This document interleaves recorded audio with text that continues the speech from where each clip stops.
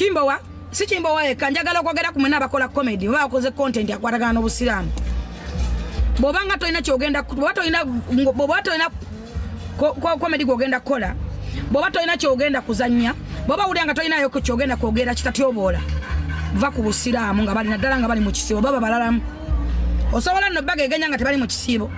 tebanakuyita ndi jangu basiibireko tolina mukomola olusolo luwanvu nnyo lwakukula lwali kituufu kye wayogedde waliwo ng'era ewalala we babeerawo abazannya ebintu bino obubi nga batyoboola obusiraamu nga balinyirira obusiraamu nga bazanya ku byo batategeera nga biviiramu okujolonga obuyisiraamu naye nze sikiiti sikinnyabo gye nazannye ejolonga obuyisiraamu ekyokulala nnyabeera nga tuvudde awo olukusa walujjawa omukisa wagujjawa ebbaluwa wagijjawa eyogerera obusiraamu mu Uganda kubanga mu Uganda tulina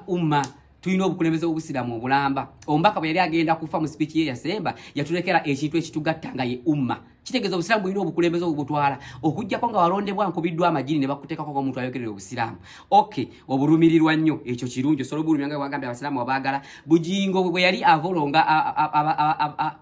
abayisiraamu waliriddawa wali weebase yatusaba omuntu eyatayirira nabbi Muhammad sallallahu alaihi wasallam yamutubanja n'asoma n'ali hamudu ey'ebitege nga saakulaba bw'ovaayo kumutabala oba uli obwagala nnyo ogambye muno Katonda yagwa nako favor Katonda kumanya omwagala nnyo weewunya omuntu amujeregerera maama wange toyinza kunsinga kwagala Katonda kubanze Katonda ambedde from day one nga sinamu yadde ekikumi kya government wekuleetera obutogono olya okitegedde bulungi nnyabo toyinza kunsinga kwagala Katonda kubanze Katonda yambeereddewo yanfudde kyendi sina yadde ekikumi kyenzije wantu nga gwe government wekuleetera obutogono obulya nga bw'owana government ompulidde bulungi era nnyabo ekirala nnyabo sikiti sizaffe sigwe gusooso kubanga ogiraba nze buli kisibo ekituuka nzanya sikiti bwezitu lwaki nzizanya lwansonga nti community y'obuyisiraamu yayingirwa mu social media n'otunulira ebintu ebiriwo mu nsi muno nti abaana balaba zipono abakazi balaba abantu abeyambudde abasajja balaba abakyala abeyambudde kati bwe twekuumira nga tuzanya obuntu ng'obwo kuba tuzanya mu life gye tubeeramu ffenna nze bwe mbeera nsibye nfaanagana bwentyo kati bantu babweshayiringira mu gurupu ate ez'obuyisiraamu ne banyumirwamu ne baseka kuba temuli kyesitajja salaamu ogitoolanga bweri era n'agiddamu abeeranga bwali ate musisi bw'oboozi tunudde mubeeramu abasiibye era baba tayisiddwa bubi nga nze bwe mbeera mpisiddwa maama eby'obuyisiraamu mbadde nkusaba osooka obireke singa tutandika okwevuma toli muvumi tonsobola wano nga byakwevuma goli muwemuzi owemula ate ze n'abantu benswalira kubanga bwe kubeera okuwemula tonsobola naye nkugambye abantu benswalira oba benninako ensonyi okutandikira ku buyisiraamu okudda ku bazadde okudda ku bantu abatukumakuma abakulu nze nna benswalira kati kyawompangulira kubanga gwe osanga tolina bwoswalira ekyokubiri maama wange nga nkwefukamiridde era nga nkwegayiridde nnyo waya zange nange Katonda teyazinywezaako bulungi ku mutwe so ntambaala mpola nga gwezo bwe zitanywera kulangiza tezinywerako saagala so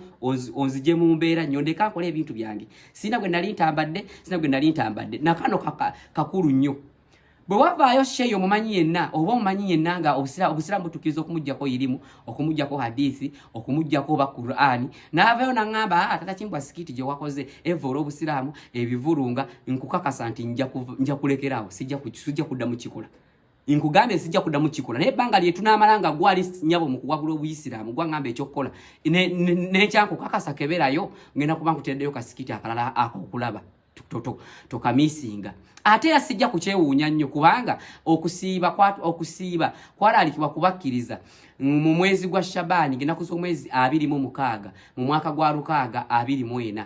abakkiriza ne batandika okusiiba ng'ennaku z'omwezi lumu mu mwezi gwa Ramadhaani mu mwaka gwa 624 seewuunya akabanga ako akayiseewo kanene nnyo muteekeddwa okuba mwazaalibwamu abagwagwa abalippira ebitabakwatako maama wange ntambaala mpola kubanga ewaya zange nange ntono nnyo ebitakwatako bireke